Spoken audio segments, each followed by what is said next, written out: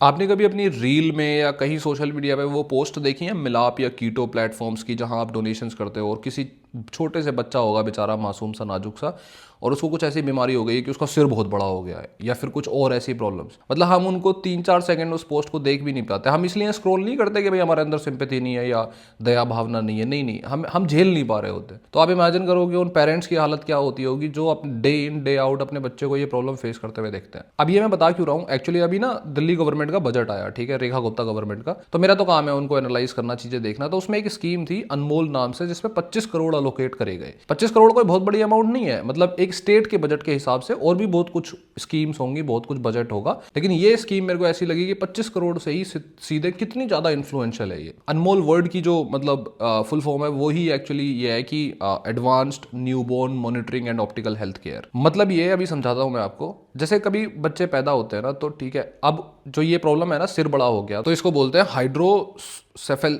मैं प्रोनाउंसिएशन ऊपर लिख दूंगा, थोड़ी मिस हो जाती है, टेक्निकल नाम होते हैं, आपको पता ही है। इसमें होता क्या है, मेन चीज वो मैटर करती है कि जो बच्चे होते हैं ना, उनके ब्रेन में फ्लूइड इकट्ठा होना शुरू हो जाता है जो नहीं होना चाहिए था। अब अगर जब वो पैदा हुआ उसी टाइम पता चल जाता तो सर्जिकल ऑपरेशन से वो ठीक हो जाता, कंपैरेटिवली बहुत ईजी, जो वो फ्यूचर में सिचुएशन फेस करेगा उसके मुकाबले। लेकिन वो पता नहीं चल पाया और साल 2 साल में वो फ्लूइड जो है वो इकट्ठा होता रहता है और सिचुएशन बहुत गंदी हो जाती है कि आप और हम जो है वो 4-4 सेकंड की वीडियो भी उनकी देख नहीं पाते। अब इस अनमोल स्कीम में इन्होंने क्या किया कि कोई भी बच्चा जो पैदा हो रहा है उसको सिर्फ एक बूंद या 2-3 बूंद ऑफ ब्लड चाहिए, बस एक छोटी सी सुई सी चुभा के और ब्लड निकल जाता है, पता भी नहीं चलता। उस ब्लड से 56-57 कुछ ऐसी प्रॉब्लम्स होती है जिनका डायग्नोसिस हो सकता है बर्थ होने के बाद ही, क्योंकि यूजुअली जब पैदा होता है बच्चा तो हम देखते हैं कि भाई रो रहा है, सही सिचुएशन में है, सब ठीक है, सब बढ़िया लगता है, लेकिन वो पता बाद में चलता है जब 2-3 साल हो जाते हैं। ये जेनेटिक और कुछ मेटाबॉलिक डिसऑर्डर्स होते हैं जो दिल्ली गवर्नमेंट तो इनको पब्लिक और प्राइवेट हॉस्पिटल्स में फ्री में इसका टेस्ट करेगी जब बच्चा पैदा होगा। तो ये बात तो दिल्ली